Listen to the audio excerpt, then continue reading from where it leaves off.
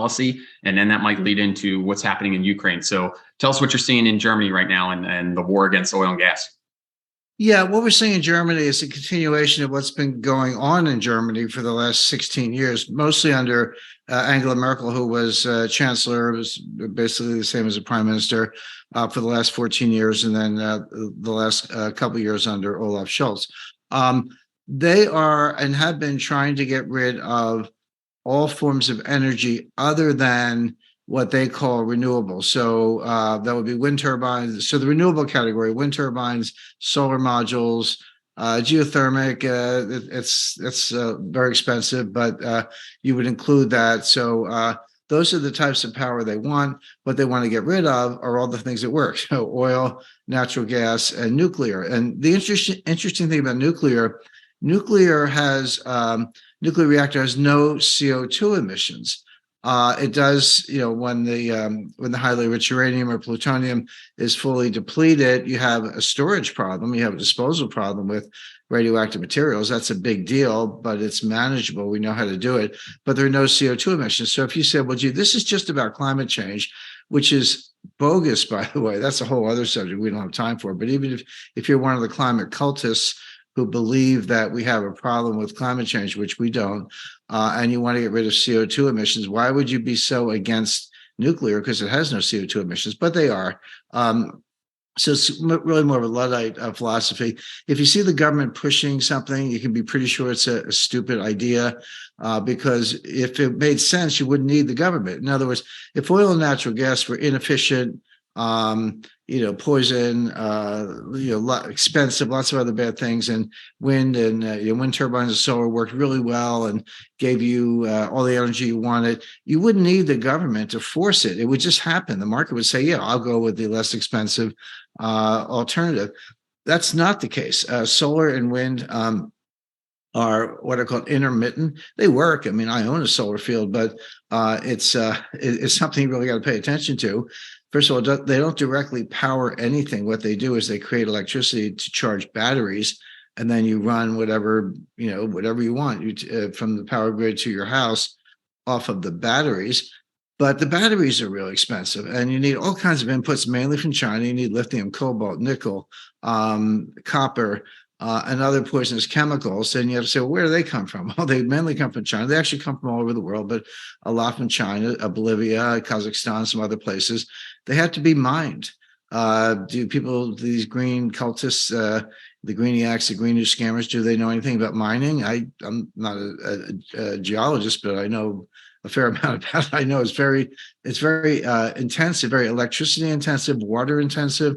You use a lot of heavy equipment. You're ripping up the earth. Hopefully you put it back when you're done, but it's very expensive, very intrusive in terms of the landscape and the topology, and uses up a lot of energy. So are you really any further ahead if you're using a lot of electricity from coal burning plants to do the mining to create batteries, so you don't have to use coal burning plants? Are you any further ahead? And by the way, you're not, because people, I don't know, they have crazy ideas like electricity just comes from the sky. If you have an electric vehicle and you charge it up, like, hey, look at this, there's no CO2 emissions right here. Well, there aren't any at the charging station, but where does the electricity come from that goes into the charging station? Well, it comes from oil, natural gas, and coal in some cases. So if you get rid of that, which Germany has been doing, you're not going to have enough electricity to keep the grid, just to keep the grid going. A grid needs what's called a baseline or base load. It needs a certain amount of electricity just to stay in operation. If you fall below that, the whole grid shuts down, and then restarting it is a major, major problem. And you can't rely on you can't rely on solar and wind turbines to do that, because I got news for you: the solar doesn't work at night. Solar doesn't. I have my solar field is in the mountains in New England. It doesn't work in the snow. It doesn't work in rain. It doesn't work at night, etc. Wind doesn't work when the wind doesn't blow, and it has all kinds of other side effects. We're killing whales. We're killing birds. These things are very expensive to put up. So the whole thing makes no sense, but the government's forcing it. Now, a year ago, we go back a year, closer to the start of the war in Ukraine, the threat at the time was, Russia's going to cut off the oil and natural gas, and so we're going to have to actually stop shutting down nuclear plants, stop, getting rid of oil and natural gas. And Germany, believe it or not, actually reopened a few coal burning plants. Like that's the opposite of what the Greenies want, but they had to do it just to maintain the power. But sometimes luck plays a role. It was a very mild winter. It just was, and so they didn't use up as much natural gas as they thought over the course of the winter. So now they're feeling all right. We got through the winter. We can do this. Let's get back to shutting down oil and natural gas and doing these crazy green new scam things. Well, good luck with that. First of all, there are physics problems, chemistry problems, mining problems, logistic problems that have nothing to do with the war in Ukraine. The war in Ukraine can make it worse, but these problems exist anyway, and they've been ignored by the German government, number one. Number two, who says next winter won't be cold? Who says this war is over? It's not over. So what Germany's doing is stupid. The government's behind it because I don't know, they get pressure. The elites seem to just be on their own path, their own agenda, independent of good science. If you said, is the climate changing? Climate always changes. I mean, there were farms in Greenland in the 16th century. The Vikings were like growing vines and things. But then the climate changed. It got colder. We had a period from the approximately the 17th century through the 19th century. It was called the Little Ice Age. And it was so cold that on the Thames River in London, they used to have fairs and markets on the ice. That's not true today. But at the time, you could cross the Thames. You didn't need a bridge. It was frozen solid in the winter. You could just cross on the ice. So, yeah, we had a medieval warming period. We had a little ice age. Did the Earth get slightly warmer between 1985 and 2005? There's some evidence for that, very slight, but it's been getting cooler ever since. So it's basically a scam. They ignore the science. And even if you believed it, which I don't, because I say climate change is normal, but it's not existential. We're not facing a crisis. These predictions have been wrong for 40 years. They're wrong now. There's no reason to change policy. Gasoline is, by weight, is one of the most efficient, probably the most efficient fuel ever discovered. It's like a blessing. Why would you want to get rid of it? So none of it makes any sense. It will fail. These policies will fail in the long run, but in the short run, they're being pursued by the elites. It's just going to really hurt the German economy. Yeah. I mean, and again, you've been ahead of this story. We're saying it here. It's happening here in the US, and it's also obviously happening over in Europe. But the good part is, and for investors at home, or if you're watching, and again, we try and get into investments here as much as we can. I don't think we're going to get any specific tickers on this, but I know, Jim, you and your analysts are looking to it from an energy side. So if you're a member of Strategic Intelligence, there's plenty of stuff there. But the good part is reality is going to strike at some point, because everything you're saying is true. The green news scam is a very eloquent way to put it. And what happens with scams, at some point in time, the game ends, the house of cards falls, and you fall back on needing energy. And that energy comes from efficient places that make sense and that's available, that people can rely on. And that's going to be the traditional sources of energy for decades to come. Right, so we've got plenty of investments in that space. So, Jim, let's stay over in Europe. Next topic, Ukraine. There was some news that came out about $400 million of embezzling, and is that a big story that we need to know about, or what's the next dialogue happening over there in Ukraine? That's a big story, but not exactly news. Ukraine is the most corrupt country in Europe. Let's start there. It is the most corrupt country in Europe, and that's not an opinion. There are numerous indices compiled by institutions. The World Bank is one of the leading ones. They rank all the countries because if you're making investments or you want a World Bank loan, they want to ask themselves, well, is this money going to be put to good use, or is it going to be skimmed off the top? And Ukraine is one of the most corrupt countries in the world. It's not a democracy. It has the form of a democracy, but political parties have been banned. Political opposition have been put in jail. Churches have been closed. It's a punk dictatorship. And highly, highly corrupt. That's why the Bidens have done so much business there, because it is corrupt. And in fact, for that matter, the Democratic Party more broadly, going back to Hillary Clinton, but certainly the Biden crime family have been very involved in skimming money out of Ukraine. But the Ukrainians themselves are the best, including Zelensky. I don't know, how many beach houses these guys have in places like Dubai or the UAE or Cayman Islands or elsewhere, but I'm sure it's a long list. So it's utterly corrupt, non-democratic, dictatorship, Nazi roots, going back to World War II. That's why they hate the Russians so much, because the Nazis fought the Russians. Well, yeah, we know that, and the Russians are back in the fight, but the people they're up against have very strong Nazi sympathies, and right down to insignia and SS type tattoos and things. So it's not, again, not made up. They're very good. The Azov Brigade, which was mostly wiped out in Mariupol in the battle there last year, are all good examples of that. So the Republican House is standing up a little bit. They're probably going to have some hearings on this. A lot of this has been done by executive order. You get these blank check endorsements, and Biden just hands out the money. But again, you got to understand, Biden's like a gangster. He's in on the skim. But when the American taxpayers are going to get fed up with it remains to be seen. I mean, let's see what happens in the next election. But I'm kind of discouraged by the fact that the Republicans are on board. The Democrats, I understand it. They have their hand in the till. They're running the scam, running the skim side by side with the Ukrainians. But why the Republicans are supporting it? Possibly because we're getting tens or hundreds of billions of dollars of defense contracts. So if you say, well, I don't really care about Ukrainians, but I care about, Lockheed Martin and Northrop Grumman and Raytheon, and they have major facilities, research facilities and manufacturing facilities in my district. Well, maybe I want a good war. But, the Ukrainians are the ones who are getting killed, not Americans, at least so far. It has a little, when you ask me to describe the war, it's got a little bit of World War I type feel to it. These are not major, army groups moving in various vectors. This is more like trench warfare. In some cases, they actually are in trenches where the two sides just blast the heck out of each other. Although the Russians are killing 7 Ukrainians for every 1 Russian, they're firing 100 artillery shells for every 1 Ukrainian shell. I mean, it's not a close contest. The Russians are definitely going to win.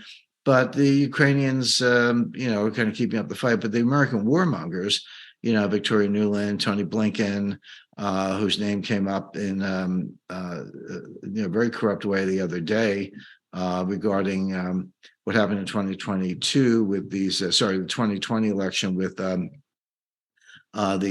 51 notorious intelligence chiefs. I know a number of them personally. Who signed a letter saying that the Hunter Biden laptop was Russian disinformation. Well, of course, it wasn't. It was not Russian disinformation. It was Hunter Biden's laptop, and the FBI knew it, and independent journalists knew it. Miranda Devine, New York Post, et cetera, all knew it. But they got these 51 intelligence chiefs to sign this letter saying it was Russian disinformation. That was orchestrated by Tony Blinken from within the Biden campaign ahead of a critical debate night, October 22nd, 2020, when Trump raised the issue of, the laptop, and Biden said, well, I've got this letter right here, signed by 51 intelligence chiefs saying it was Russian disinformation.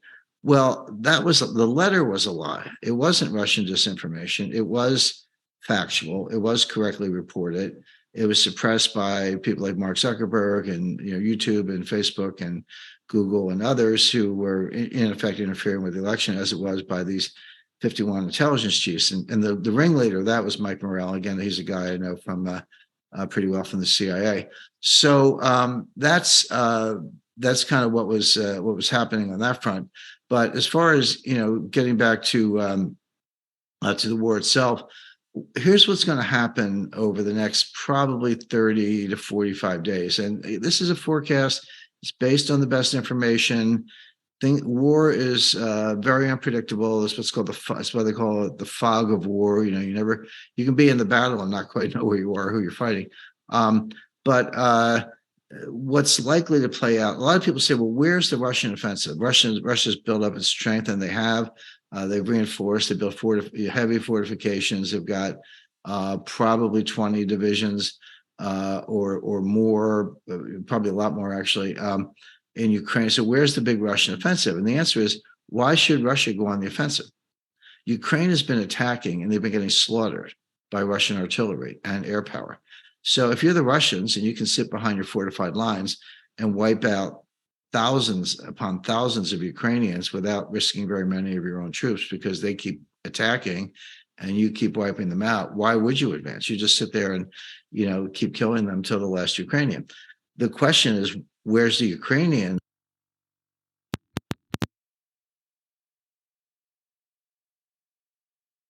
Number one, or why don't the Ukrainians mount a major offensive? Well, they're planning a major offensive. They've got about 9 brigades, which is not a lot. It's like maybe 2 divisions, but you probably need 10 or 15 divisions to take on the Russians. Number one. Number two, these 9 brigades are very under equipped. For example, in an armored brigade, you'd want, at least 100 tanks, maybe as many as 300. Some of these have like 50. And, they're old tanks. So let's talk about the Abrams tanks. There's not one Abrams tank in Ukraine. The U.S. has promised them, but we got to build them, and then train people. It's 6 months to a year to get even a few Abrams tanks. So it makes good PR. It lets the White House say something, but there are no Abrams tanks in Ukraine right now. There are a small number of Leopards, which have come from, I believe, West Germany and Poland. Not that many. The British have a Challenger. Bear in mind, these are all different tanks, different training periods. Do the Ukrainians even know how to operate them? If you do you have the ammunition? These are all problems the Ukrainians are facing. We give them the HIMARS, that's a mobile long-range artillery piece, kind of like a rocket launcher, but they don't have the rockets. We've given them a couple Patriot missile batteries, but again, they're running out of missiles. So all that hardware doesn't do you any good if you don't have any ammunition. Anyone just kind of goes out hunting or shoots for fun knows that. So again, a lot of this is PR. It's just lies to the American people. The lies are coming from the Washington Post and New York Times. NBC, ABC, CBS, people are eating it up and like, oh yeah, Ukraine's winning. They're not winning. They're on the verge of getting completely overrun. So what's likely to happen is Ukraine will probably launch this offensive. It will run up against major Russian fortifications, artillery power, and air power. It will most likely fail. And when it fails, the Ukrainians will have nothing left. This is kind of like what led to the Battle of the Bulge. I mean, Germany was clearly losing the war in December 1944. No one doubted that. But the Allied troops were not across the Rhine River. They weren't in Berlin or anywhere else. So you had that final push. But the Germans threw everything they had at a surprise winter attack through the Ardennes. And they had some success, except they had like 14-year-olds and 60-year-olds, and they ran out of gas. And then they got surrounded, and the Bulge was a pocket, but it was surrounded by U.S. troops. General Patton came up, relieved Bastogne, and then the attack moved on all fronts, and the Germans were wiped out. And then they were in full retreat, and then the war was over. So it kind of looks like that. I said it wasn't like World War II, but it might kind of look like the Battle of the Bulge, where the Ukrainians launch some kind of offensive, get bogged down, surrounded, wiped out, and then the whole place falls down. And the Russians win. And this is just another humiliation for Biden. Not the first. Of course, we had Afghanistan, a lot else beside inflation. And by the way, the economy will probably be in a severe recession by then. And we got a banking crisis going on. So you wonder how many things Biden can screw up, but it's a big number. Yeah. When you look at it, the other thing we'll say, I'll wrap this up, and then I've got a housekeeping note that I want to bring up. But you bring up the history of wars and what was happening in World War I and stuff. The other thing is too, the value of these Rickards Uncensored calls, and Jim, hearing from you, back in the day, if you wanted to create the narrative for a country, it was just, the politicians, the elites, they owned the papers, and then it was pretty easy to get the narrative out. We're in a whole different landscape now where at home, you might feel like you're getting conflicting information all the time. And it's because the truth is out there and it's trying to get through. So Jim, I think we're all really lucky just to hear from you, because you're taking all the information you're seeing, which news sources are trusted, and you're breaking down that information for all of us. So we appreciate it. The housekeeping note that I have, I believe our email announcement went out 10 minutes late for today's call. So if you're on the call right now, it's 10:22. I think it went out at 10:10 ish. There was some glitch with, I don't know if it was daylight savings time or what happened, but it was set for an hour late, so it ended up going 10 minutes late because we caught it. But just FYI, welcome if you're just getting onto the call. What you missed, just to catch you up, we were talking about some green new scam topics. There's just some more policies coming out of Germany that are trying to beat down oil and gas. It's the same thing we've been seeing across the globe, here in America, everywhere, and we believe real energy is going to win. And then we just got an update on what's happening in Ukraine and where we see that going. So if you need to, this will be rebroadcast later, and you can check out the beginning of the call. But we'll continue here now. Jim, why don't we go? We had a question, and this will lead into sort of inflation and Fed rate hikes. This is from Lauren. They say, why are interest rates and bonds going in the same direction recently? Because normally they go in the opposite direction. So can you break that down for everybody? What's happening? Yeah. So the question is, why are interest rates and bond prices going up at the same time? And you say normally they move in opposite directions. I would say they always move in opposite directions. It's physically impossible. In other words, higher bond prices just means you get a lower yield to maturity, and lower bond prices mean you get a higher yield to maturity. It's bond math 101. It's like saying A equals A. I mean, it can't be any other way. So when I hear a question like that, it's interesting. It suggests one of several things, which could be simple confusion, but I'll explain why. But it actually points to a very profound development in the bond market that has implications for all investors. So let me unpack that a little bit. So as I said, if interest rates go up, bond prices go down. Simple. Interest rates go down, bond prices go up. It has to be that way. That's bond math 101. So when I hear someone say, well, interest rates and bond prices are both going up, what that suggests is that the reader, this person asking the question, is talking about two different bonds. If it's the same bond, it has to be, it's a seesaw. They're reciprocal. But if you have two different bonds, could you have a situation where short-term notes, short-term bills actually, a 1 month treasury bill, 6 month treasury bill, et cetera, where interest rates are going up, and then a long-term treasury security, a 10-year note, or certainly a 30-year bond, where prices are going up, which means interest rates are going down. That's entirely possible. If you're talking about two different bonds, yes, that can happen. And what it really speaks to is the shape of the yield curve. So the yield curve, it's just a graph, and the vertical axis are interest rates, 0 to 6%, or whatever metric you want, and the horizontal axis is time.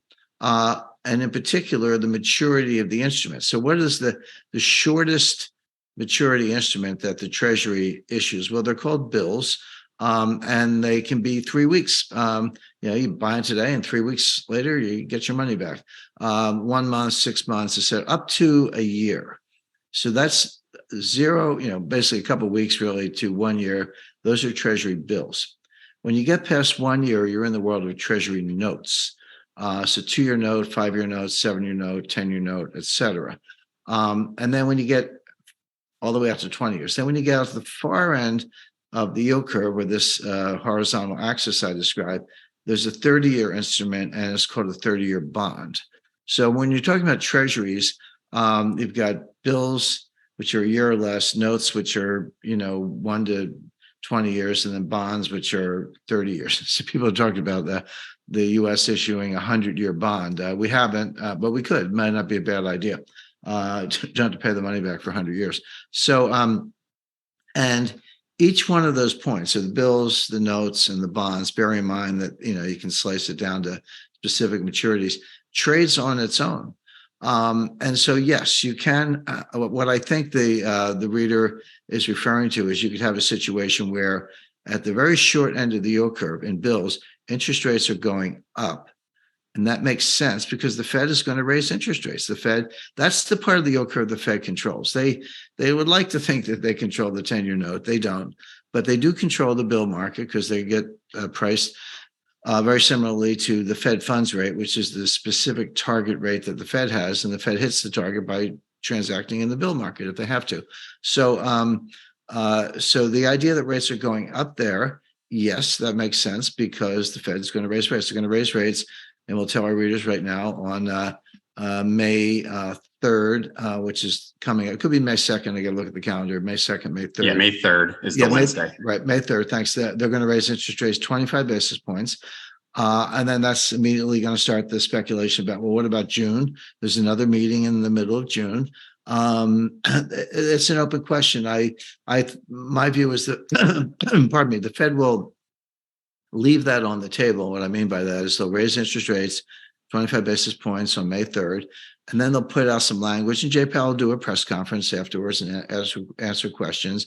He will not say definitively what they're going to do in June, but he will leave it on the table. He'll say, we have to look at inflation, we have to look at growth, we have to consider monetary conditions, et cetera, et cetera. And he won't say what he's going to do, but he'll leave it open. So then we got to get closer to the middle of June to see what's actually going on there. It's close. It's close. I wouldn't, if I had to bet right now, I would say they'll raise again in June and then start the pause.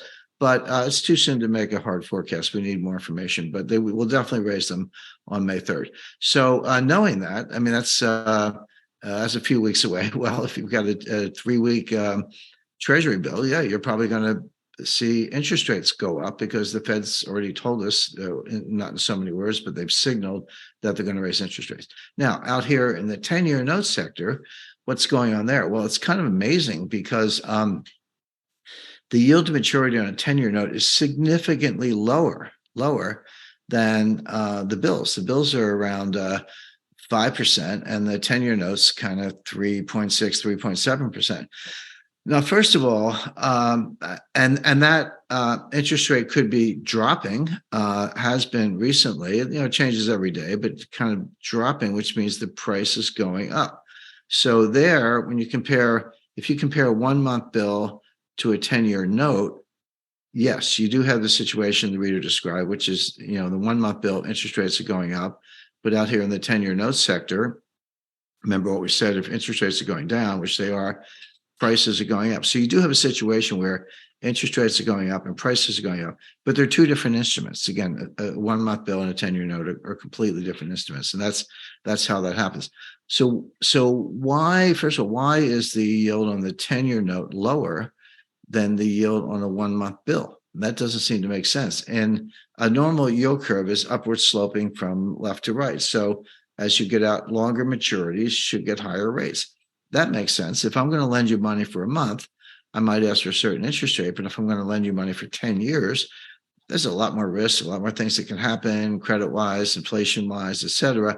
I'm going to want a higher interest rate. So the normal yield curve, as maturities lengthen along the x-axis, interest rates go up along the y-axis. So you get this nice upwardly sloping curve. That is not what we have today. What we have today is a downward sloping curve. It's called an inverted yield curve, where the short-term rates are a lot higher than the intermediate and long-term rates. Well, first of all, that's unusual, not unheard of. It has happened. It's happening right now, but it's unusual for the reason I mentioned, which is why wouldn't you want more interest for longer maturities?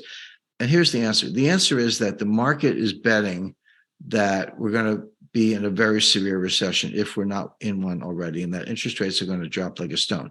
So I said that the 10-year note is about 3.6%, which it is.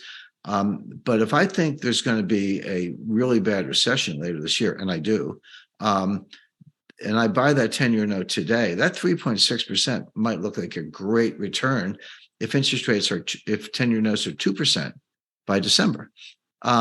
So I remember in 1980, 81, you could buy a 30-year treasury bond yielding 15%.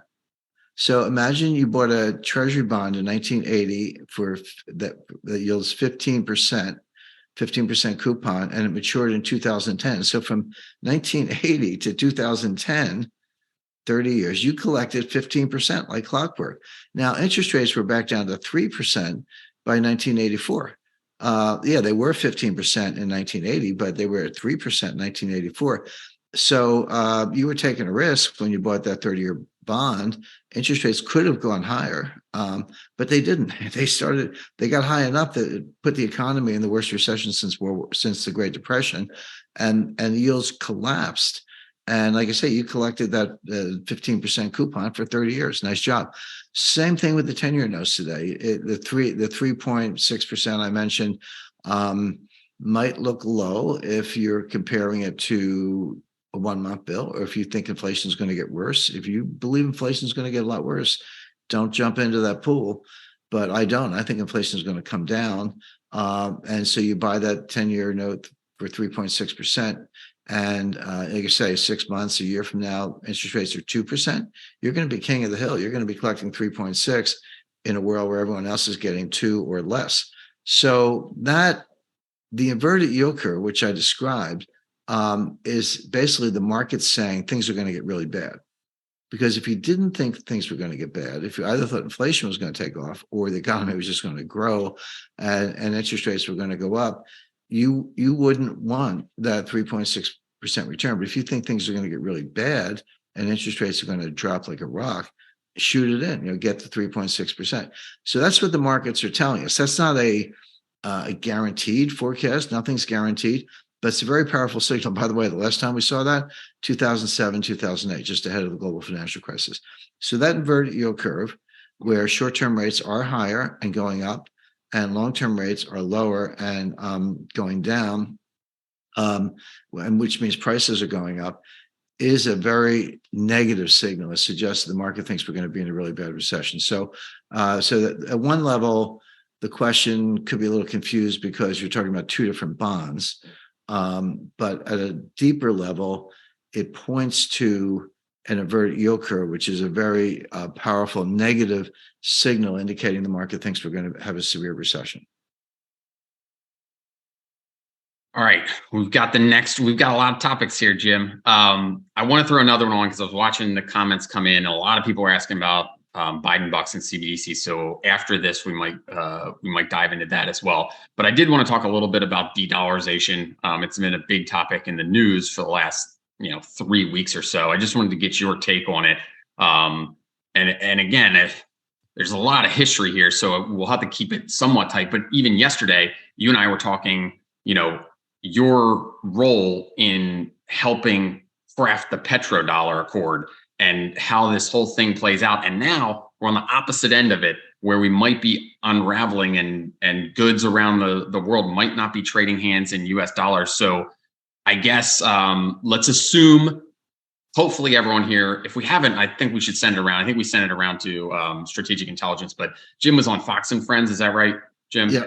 Fox and Friends, like a weekend or two ago. Right. Perfect 3-minute explanation of exactly everything you need to know. So we'll see if we can send that video around again. But what's any update to that? Anything else happening in the day-to-day that people should be aware of, or any new takes? You've been digesting a lot of the data. Anything new to talk about de-dollarization? Yeah, there's a lot going on. By the way, if I can put in a plug, I'm going to be on Fox Business at 2:00 Eastern time today. I don't have the exact hit time, not necessarily the top of the hour. Is that Charles Payne? Charles Payne, Making Money, 2 to 3 p.m. on Fox Business Eastern time. I don't have my exact hit time. Could be 2:15, 2:20. I'll try to push that out, but I'll talk to our video team. You can watch Fox Business Live if you like, but if you're tied up, I'll talk to our video team and see if they can record that clip, and maybe we can send it out to viewers. And knowing Charles, he's very interested in exactly the topic you raised, Matt. So I have a feeling I'll get another 3 minutes to do a very compressed view of that. So just to mention that. But yeah, getting back to the issue you raised, the point I made in the Fox and Friends, different program about 10 days ago. I said, there's always talk about, the end of the dollar is being overthrown as a reserve currency. The BRICS are working on new currency, et cetera. It's the petrodollar deal is falling apart, et cetera, et cetera. And I made the point, I said, yeah, there's a lot going on and you have to pay attention to it. So that's true. But I wanted to distinguish between a payment currency or settlement currency, if you will, and a reserve currency. because they're two different things and they have two different forecasts in terms of what's going on. So what's a payment currency? Well, the payment currency is anything you want, as long as two parties agree. If I'm selling goods and services to you, and you're going to pay me for them, you can pay me in dollars. That's probably good. You can pay me in euros. What if you want to pay me in Chinese yuan or Japanese yen or Russian rubles, et cetera? Well, that's up to me. I don't have to agree to that. But if I do, send me the rubles. I'll send you the whatever it is, the oil or manufactured goods or semiconductors or whatever it is I'm selling. And if enough parties agree on that, then that becomes a payment currency. And as I say, it's just a way of keeping score. It's an important way. But when we were kids, we used to trade, baseball cards and bottle caps or whatever. And it was just a way of keeping score. So the idea that the dollar could be partially displaced as a payment currency, first of all, is happening in small ways. It's completely feasible, not hard to imagine. And there are new announcements every day. Not almost, there are new announcements every day. A lot of people know that Saudi Arabia has been talking to China about shipping oil and getting yuan, Chinese yuan. China is Saudi Arabia's biggest customer. A lot of people think it's the United States. It's not. We don't get that much oil from Saudi Arabia. China does. So those are ongoing. But the UAE, Dubai have agreed to that. They are going to take yuan for oil.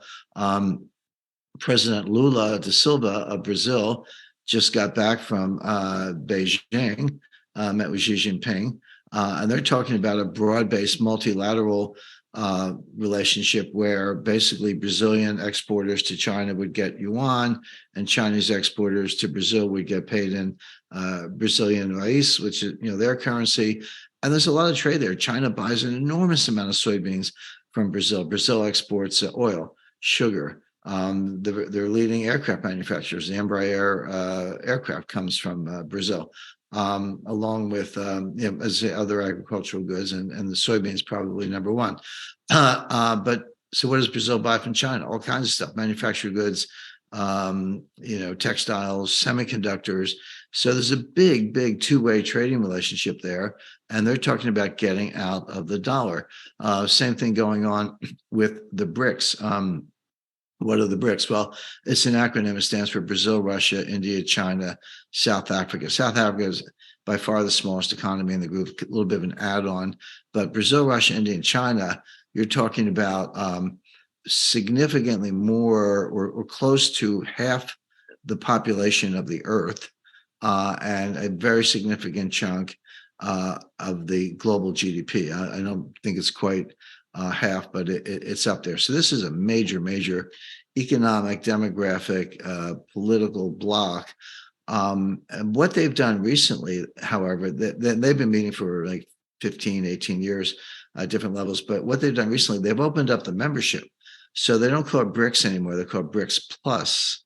Who's in the plus? Well, Argentina, Turkey, Iran, again, a lot of other countries around the world. Some have applied to join, haven't been admitted yet, but they're in the process of doing that. So when you hear BRICS, don't just think of Brazil, Russia, India, China, as big as that is. That's a big group. But all these other emerging markets are joining in, perhaps Mexico, et cetera. Now, they are working on an alternative trade currency. This would be a new currency. It would not be the Chinese yuan or the Russian ruble. It would be a BRICS dollar or a BRICS current, whatever you want to call it. It doesn't matter. But you say, well, what's it worth? They're thinking of tying it to a basket of commodities. So you make up a basket, so many barrels of oil, so many bushels of soybeans, so many bushels of corn, so many tons of copper, et cetera. You'd have this basket. You'd use market prices to come up with a value, and then that multiplied by the weights in the basket, that would be one, BRICS dollar, BRICS currency, if you want to call it that. And then I would pay you in that currency. You get a lot of technical problems. Who's the issuer of the currency? Are you going to create a new bank? What law will it be under? How good is the rule of law? The contract's enforceable. There are a lot of technical issues. I worked on the creation of the euro. That was authorized by a treaty, the Maastricht Treaty, in 1990, I believe it was 1992, 91 or 92, I think it was 92. But they didn't roll it out even at the central bank level until 1999, and then was released as a popular currency. You could carry €100 bill or whatever in 2000. So that took 8 or 9 years to create the ECB and work out all the details. So this is not easy, but they've been working on it for over a year. And they have a meeting later this year with the Leaders Summit in August. We're watching that very closely, very carefully, by the way. But they may be ready to announce something. So look for that. By the way, my estimate is that they're going to work on this the basket I described, the commodity basket, and they're going to kind of throw up their hands because it's difficult. Oil is not quite as fungible and generic as people think. There's 72 kinds of oil around the world based on viscosity, sulfur content, transportation costs, location, et cetera. Is there, and the same thing with copper and the purity and soybeans and corn and the other things I mentioned. And pretty soon you start scratching your head and saying, well, is there one commodity that's really simple that I could just use and substitute for this whole crazy basket? The answer is, of course, there is. It's called gold. And that's exactly the process, by the way, that John Maynard Keynes, I mispronounced, John Maynard Keynes went through at Bretton Woods, because at Bretton Woods, he favored a new world currency. He called it the Bancor. It didn't end up that way. It ended up with the dollar as king dollar. But his proposal was that this new IMF that they were creating could issue Bancors. And then he said, what's a Bancor worth at the time? He wrote a paper going through the commodity basket construction that I just described. And then he wrote another paper. He said, forget it. Let's just go with gold. Because he realized pretty quickly that it's simpler, easier, more accurate. There's no dispute. Gold is gold. It's not even a molecule. It's an atom, atomic number 79. It's either gold or it isn't. You don't have to argue about that. It's not like wheat that spoils on a ship. It's just gold. So it's not that gold's, shiny and pretty. It's that it's very, very practical as a monetary unit. So I think they'll end up there. And then that has all kinds of implications for the price of gold, which I talked to Paul Volcker about. And he said, well, he wasn't in favor of going back to a gold standard. But he said, if you do, you're looking at gold of, $20,000, $40,000 an ounce, and not because, yippee, let's see it go up, but because that's what the price would have to be in order to support a currency, because there's so much currency around. So let's see what happens. But anyway, and there are other initiatives I could describe. So basically, all these vectors are zeroing in on the dollar from all directions, trying to push the dollar aside as a payment currency. But that's the key, payment. Now, let's talk about reserve currency. What does that mean? The reserve currency is, first of all, not really a currency because you don't keep your reserves in piles of $100 bills in the basement. You keep your reserves in securities. The main security are U.S. Treasury securities, bills, notes, bonds. We talked about that earlier in the call. So they're denominated in dollars. Treasury bills are issued in dollars. But you don't actually have dollars. What you have are securities denominated in dollars. So I'm not, so the dollar plays an important role. But when you say reserve currency, you're really talking about reserve securities denominated in a currency. So what do you need to be a reserve currency, so-called? You need a bond market. In other words, if you don't have a deep liquid bond market with a whole bunch of features, so you want securities at all maturities from 3 weeks to 30 years. You want good liquidity. You need dealers to underwrite them, to buy them from the government and make a secondary market. You need settlement, clearance. You need depositories. You need custodians. You need repos, futures, options. You need a whole bunch of stuff, which the United States has been working on for 230 years since Alexander Hamilton. When you look at how the Civil War was financed. Well, it was financed. There was no central bank, by the way. There was no Fed or anything like it at the time of the Civil War. The Civil War, for at least the North, for the Union, was financed by a guy in Philadelphia named Jay Cooke. He was the leading investment banker at the time and the forerunner of what today we call primary dealers. I worked for a primary dealer for 10 years, so I know a lot about what goes on behind the curtain. So that's how U.S. finance works. That's how U.S. fiscal policy works. You need all that, and we've been working on it since Alexander Hamilton and George Washington. But China doesn't have that. Russia doesn't have that. Brazil doesn't have that. All the countries we mentioned don't have that in the size and extent liquidity that you need to absorb global savings, because that's where countries put their money. That's their piggy bank. That's their savings account. Treasury bills are the only ones that are, Treasury securities are the only securities market big enough to absorb that. Yeah, the Italians have a big bond market, the Japanese do, the Germans do, not nearly as big as the US. But they have a lot of limitations there. Do you really want to pile into Japanese yen? They have a 280% debt to GDP ratio, et cetera. And then the biggest thing, I gave a long list of things you need, but the biggest thing is the rule of law. If you buy the securities, are you confident that they'll pay off? That if there's a dispute, you can go to court, you can sue. If someone claims them, you can litigate that and prove title, et cetera. That whole rule of law is critical. By the way, the rule of law is eroding, not because of BRICS or Russia or China or Brazil or Dubai or any of the other countries I mentioned and many others. It's eroding because of the United States. And I've said all along that other countries will not be able to destroy the role of the US dollar as a reserve currency, but we might be able to do it ourselves. In other words, the greatest enemy of the dollar is actually the US Treasury, Janet Yellen's incompetence. She has a guy, Wally Adeyemo, who's the Deputy Secretary of the Treasury. He's Mr. Sanctions. The sanctions have been overapplied, misapplied, and used to weaponize the dollar. Well, okay, you can do that. We have done it. I've warned about this for a long time. The problem is if you're on the receiving end of the sanctions, or even if you're neutral and you're watching somebody else get bashed by U.S. sanctions, how long do you want to be in dollars? Do you want to wait till it's your turn? So the U.S. decides to beat you up and weaponize the dollar against you? And the answer is no. So they're working on all these alternatives, but they're not doing it because they woke up one day and said, "Oh, we really got to get off under the dollar," for a lot of possible reasons. They're doing it because the U.S. has turned it into a weapon that could be aimed at them.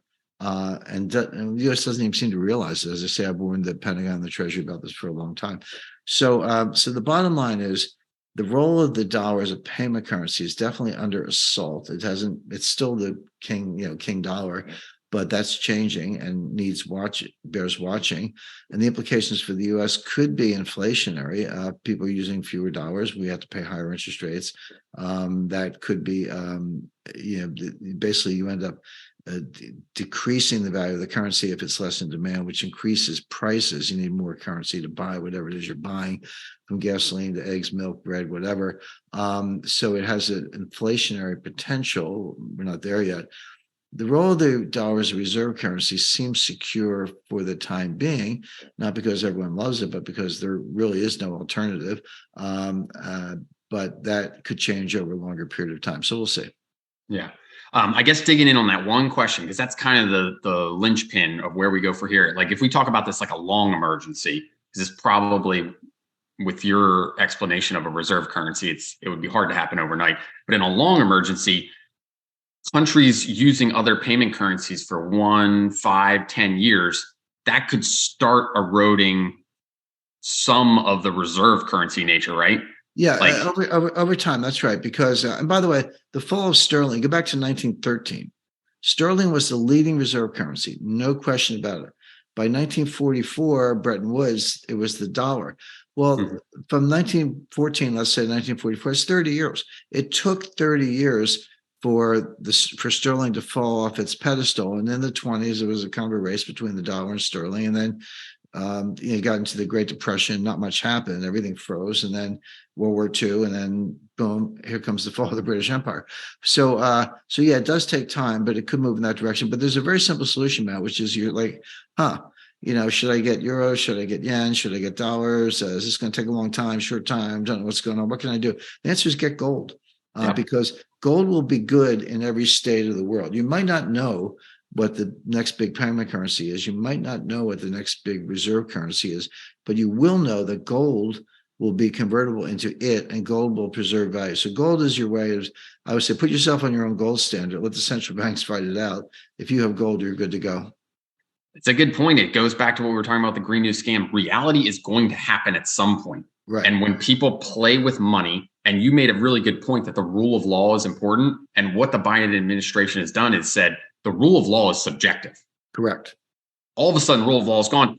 Over time, reality wins. You need something that's stable as a wealth preserver, as whatever. And gold is always, it's been the once and forever that it has stability of a currency. Yeah, and by the way, people say, well, the U.S. has never defaulted on securities. That's nonsense. U.S. defaults all the time. We do it all the time. Just ask the Central Bank of Russia. The Central Bank of Russia had about 150 to 200 billion dollars in U.S. Treasury securities, and they've all been frozen. And they can't get them. They can't collect the interest. So if that's not a default, I don't know what is. Yeah. All right, let's go. Let's go 2 topics. We'll have to go lightning round here. I want to get the Biden bucks just because we've seen a lot of comments on it. And then I wouldn't mind if you can give us the elevator pitch, or at least the elevator theory of what you're thinking with AI, because you told me yesterday, and it's very interesting. So that's something that we can look forward to in writing in the future too. But okay, let's talk Biden bucks. One of the questions that we had, got a bunch of questions about CBDCs, how they get rolled out, what kind of control they're going to have. I think we've written a lot about that. One of the things we haven't written about, and Jim, you and I have talked about it. You sent an email, I think, about a week ago, and it was very important. We've been talking about this behind the scenes, but you brought it up again. One of the questions that we had from Glenn was he saw Representative Tom Emmer of Minnesota is working on legislation to stop central bank programmable dollar. We've seen it out of Florida with DeSantis. We've seen it with Cruz out of Texas.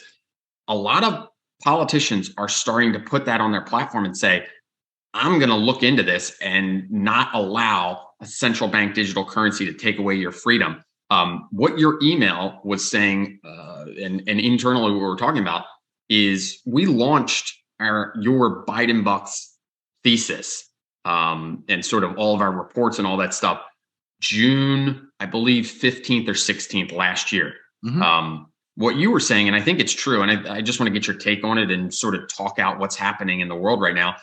I think without that research and without the thrust that we put in it behind you, Jim, coming up with it, and then what we do at Paradigm, I don't think this is a mainstream topic. I don't think people know about it. And maybe FedNow, which has a rollout, which is Biden bucks, the rollout of what, July 1st. There's more information coming, all that stuff. Maybe that happens without anyone making a peep. So tell us a little bit about that. Yeah, I mean, it's too soon to take a victory lap, but you're absolutely right, Matt. Going back to the winter of 2022, central bank digital currencies were in the works. They were coming along, but almost nobody knew anything about it. It had a geeky name. If you did hear about it, people thought, well, it's a cryptocurrency. Well, actually, it's not a cryptocurrency. And what is it? And the Fed was moving slowly. They were working in the laboratory with MIT to say, well, what does this look like? Going back to what I said earlier about the euro, it took almost 10 years to roll out the euro. The BRICS have spent a couple of years working on their new currency. We can imagine a central bank digital currency would take a long time to design and work out the kinks and do the coding and all that stuff. So they were working on it, but they were moving slowly. And it was that executive order by Biden from the White House, not from the Fed, but from the White House, saying, get moving. We want to fast track this. And then that's when we highlighted that. We did it in our promotions, we did it in our interviews, we did it in our newsletters. And that started a conversation. Then, of course, people imitate you. There are other publishers. Oh, look at, executive order, et cetera. And we sort of shrugged and said, yeah, we started it, but now they're piling on. But then all of a sudden, you start hearing about it in the mainstream media. And then more recently, we've seen it on Fox Business. We've seen on Tucker Carlson. Even CNN has picked up the thread. So now it is a very big mainstream topic, and of course, politicians react to that. When people care, then the politicians care. So I'd like to think we played a significant role in starting that conversation. We'll see where it goes in the political arena, but I do would compliment the entire team, our Paradigm Press team, for identifying the issue, highlighting it, being very articulate about it in terms of, oh, it's not just a fuzzy new thing. It's like, no, they're going to track you. They're going to maintain the ledger. They're going to know what books you buy. They're going to know what your contributions are. They're going to know what politicians you're giving money to, what charities you support, where you get your money. They're going to know all of that. It'll be very easy with artificial intelligence, which is our next topic, to profile you and put a target on your back. Not to mention retaliate by freezing your account, seizing your money, imposing withholding taxes, all those things. We were the first ones to lay all that out. Yeah, and it is in the air, but I think we hopefully deserve a little credit for that. Now, in terms of where it's going, the pushback has begun. But I would make the point that Ted Cruz, I know him. He's brilliant. He was Solicitor General of the United States, and Harvard Law Review and all the rest. He's a brilliant guy, but he's one senator, so he can't necessarily stop this. And remember, the Fed is an independent agency. It's actually owned by the banks. I mean, I know the president appoints the board of governors. They meet in Washington. They've got a centralized power structure, but the Fed regional banks are actually owned by the banks all across the country. A couple of members of the House of Congress, well, good for them to be on the alert. Maybe they'll hold some hearings, but they don't have the ability to pass a law. Not now, not when the Republicans control the House and the Democrats have the Senate, the Democrats in the White House. The Senate can't even work because, between Fetterman and Dianne Feinstein and, Mitch McConnell's concussion, we wish them all well, but they can't show up for work. They're kind of partly disabled in different ways. Pardon me, the Senate's not doing anything. And if they did, the president would probably veto it. So it's good that the conversation is taking place. It's not clear under the U.S. Constitution that I think it's Article 1, Section 8, that sorry, I might be wrong, it might be one of the other articles, but the Constitution makes it clear. It is Article 1. The Constitution makes it clear that the U.S. has the power to coin money, says that. Now, what's a coin? I mean, you can get into that. Is a cryptocurrency, is the central bank digital currency coining money? Well, in some ways, probably that would be an interpretation. It's not clear, it hasn't been litigated yet. But you could argue that state efforts to block it are unconstitutional because it is a power delegated to the United States Congress by the Constitution. So yeah, I know, DeSantis and down in Florida is raising the issue. Good for him. I mean, I agree with him, but I'm not sure states can really block this. But recently, one of the Fed governors, Bowman, came out and said, maybe we got to slow down on this whole thing, or not push it quite so fast. Okay, that's a straw in the wind, but she's just one governor. So short answer is yes. We've raised awareness of the issue. People are concerned about it. They should be. State legislatures, members of the House and Senate, and even at least one member of the Board of Governors have raised some legitimate concerns. Those are good things, but none of this has really stopped the train from moving down the tracks, which was driven by the executive order. So we're still watching it. We're still concerned about it. We're still sounding the alarm, but it is good. I think that some people are standing up, and maybe we can take a little credit for raising that awareness. Absolutely. I mean, putting a fine point on it, you've got Biden bucks. You could lead into total control of money. That's going to lead to punishments for people. Right. And if you combine the news blurb that just came out, right, where it's like, oh, there might be fees, mortgage fees, right, that are going on people that have better credit. It's basically just wealth distribution. But you look at who the current administration is targeting, and they're punishing people. They are monetarily punishing people at will. This would be the thing that could let them do that instantly. So you would wake up and it wouldn't be like, hey, there's a bill going through. You'd be like, oh, the bill already went through and we have access to your account and we already took it and it's over in someone else's account. And the biggest mistake anybody can make is to say, oh, they would never do that. That's always a mistake. Look, they're telling you have to drive electric vehicles. You have to give up your Ford 150 internal combustion engine. They're telling you can't have a gas stove in your house.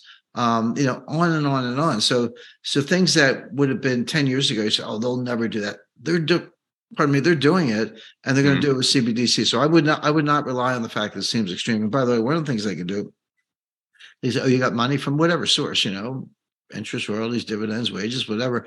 We're going to take 5% of it away unless you spend 10% of it in the next 30 days. And it's good for the country because that's fiscal policy. Consumers not doing his bit, so you got to spend 10%, or we're taking 5%. What? But that's like that movie. What was it? Brewster's Millions. Do you remember that movie? That's where the guy gave out money. It was Richard Pryor, and it's like Biden's millions. He's like, hey, you can have this money, but you got to go spend it in the next. Correct. Never mind. It's your money. It's your money, actually. And then you have to go. You're forced to spend it. Right. Oh my God. What interesting. Not to sound like a broken record, that just goes right back to gold as well. If you're looking for the real, the once and forever cryptocurrency, probably still gold. Non-digital, they can't freeze it, they can't seize it, they get physical gold, and you can't trace it, so it's a good alternative. All right, Jim, we're 2 minutes over, but we've teased it, and I want to get it on there. We want to talk. You've got a take on AI, and I think this is interesting. I think it'll set up some more articles. Maybe we cover it on the next call. What does everyone on the call need to know about AI, and what are you seeing out there? Yeah, we've already written one big article for one of our publications recently, and we'll be writing more about it. So we'll be in touch with the readers on that. It's a very big deal. Now, the interesting thing about AI, I mean, Aristotle said something about it in 300 BC, 2,300 years ago. Alan Turing, who is the inventor of the modern computer, cracked the Nazi Enigma code during World War II, wrote about this in the 1950s. I had my first conversations about AI with the top guy, MIT guy from Arthur D. Little in 1979. So it's been around. And there've been a lot of developments. So why is it everywhere? Why all of a sudden every headline, every magazine, every news show, everything you read is AI, AI? Well, the answer is that there's been a big qualitative breakthrough just in the last 6 months. It's stuff that people have been working on for years, but it's a big deal. So you need kind of three things to get to where we are today. Number one, you need a concept or an idea. Well, what is AI? Just define it. You don't have to build it, but what is it? Well, that's been cooking for a long time, and that's what Alan Turing was addressing in the 1950s, and my friend at A.D. Little was thinking about in 1979. The second thing you need is text. And if the whole idea is like I can read every book and article in the world, billions and billions and billions of pages, okay, but where do I find them? I mean, can I go down to the local library? There's only so much there. So, and that threshold was crossed in the 1990s with the World Wide Web, internet, search engines, and a number of other innovations. But that came along in the mid 90s. 95, 96 was a breakthrough year. It's been growing ever since. And then, later on, Google and so forth. But all of a sudden, okay, so we had the concept. And then in the 1990s, we had the text. We could actually get to all the billions of pages. But there was a third thing that we needed, which was the processing power. Could you do it fast enough? And that's what's new. And that has fallen into place. And then the architecture behind that, the architecture has to be very innovative. That's, by the way, that's what GPT stands for. It stands for generative pre-trained transformer. It sounds like a robot. I guess it is. Generative means the output is original. Pre-trained means that the computer has been taught language, not just word ID. That's been around for a long time, but nuance, syntax, basically how to use language in a natural way, so-called natural language processing. And transformer is just a computer architecture, so you can do a lot of parallel processing. Nodes can talk to nodes. They don't have to go through a central processor, et cetera. So you put all that together, boom. And that is recent, and that's where we are, and that's what Chat GPT is, if you've heard about that. So quick, because I know we just have a minute, Matt. Is it potentially dangerous? The answer is yes. Are there strong guidelines in place? The answer is no. So this is kind of like messing around with control rods in a nuclear power plant. You better know what you're doing, or you're going to melt the whole thing down. So it does have that kind of potential. On the other hand, it's basically just a speed reader. I mean, I don't mean to trivialize. I just said it was potentially a threat to civilization, which it is. But it's not, it's a speed reader. It can just read a whole bunch of stuff really fast and understand it in the computer sense. It doesn't have a brain, or an organic brain. It doesn't have a soul. By the way, if you really want to understand all this stuff, read Frankenstein. Get your old copy of Frankenstein by Mary Shelley off of your college literature class or high school literature class, and read it. It's a really good commentary of the problems of AI, because Frankenstein's creature was artificial and he was very intelligent. People think of this dumb brute like from the Boris Karloff movie, but in fact, Frankenstein's creature learned French, read Shakespeare, discussed philosophy. It was really quite brilliant. But the real question was, does it have a soul? And that slept up to the reader. My view is no, but maybe deserved one, but didn't have one. And AI does not have a soul, so keep that in mind. And so yeah, so now that we have the processing power and read billions and billions of pages, but on an almost comical level, AI, this chat GPT is really stupid. There was one guy, he was a writer, and he went to chat GPT and said, give me a biography of, and filled in the blank, put it in his own name. He was asking the machine to give him his own biography. So the machine, like did this thing for not long, like 5 minutes or so, came back with this really long, very good biography not out of thin air, but out of reading billions of pages about this guy. And then it said he died in 2019. And the guy thought, well, that's interesting. I'm still alive. And then when Anna goes, well, tell me about how he died and all this stuff. And the computer kept spitting out stuff, but it was making it up. It turns out the guy was the obituary writer for, I think, The Guardian, one of the big British newspapers. And the computer got confused because every time it saw an obituary, it saw his name. So it said he must be dead. So it composed like a really nice obituary, but he was the obituary writer for the newspaper. So that shows you how the machine can do stupid stuff. And I call it I've come up with a theory, I call it the puppy theory, that the machine really wants a pat on the head. Like if you're training a dog or a puppy in particular, you throw the ball and the puppy goes and gets the ball and brings it back to you, you pat it on the head. Like so the machine kind of wants a pat on the head. It wants to please the master, which is us. But if you're trying to do research, you got to realize that they make things up. They just lie to you. And then that doesn't even get into the question of bias, which is what Google is doing, which is they're tilting the playing field towards certain answers. Now you're into misinformation on steroids. So one danger is it destroys the world. Got to keep an eye out for that. Another danger is it lies to you. It wants a pat on the head. A third danger is the lying aspect could actually be programmed. You could ask it to exhibit that kind of bias, which is the ultimate, propaganda machine. And then it just makes mistakes.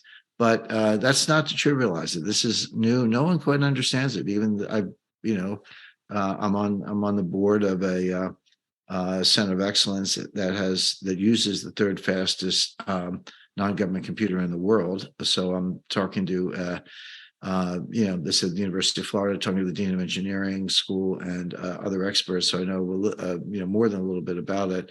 And I could say it's dangerous and kind of funny at the same time, but definitely going to keep an eye on it. Oh, by the way, one quick note, Matt, all very interesting. Like, yeah, okay, that's a big deal. I'm interested in it. It's coming for finance. Last weekend, I met a guy who started a hedge fund that's using AI to pick stocks, and another guy has already been doing that and getting very good results. So it can beat the market. And if you're an investor or an asset allocator, or you're in the financial publication business, which we are, you got to ask a lot of questions about that. The good news is I think humans can still beat the machine, but you better understand the machine if that's what you're going to do. But people talk about this in terms of agriculture and biology and warfare, and that's all true. But as Willie Sutton, one of the most famous bank robbers in history, said, reporter, when Willie Sutton was being arrested, a reporter yelled, "Hey Willie, why do you rob banks?" And he said, "Because that's where the money is." And same thing with AI and ChatGPT. They're going to come after finance, investing, and asset allocation because that's where the money is. That's one of the reasons we're following it so closely. Awesome. That's a great introduction. We know we'll be covering that topic for many days, months, years to come. All right, everyone, we're a little bit over on time.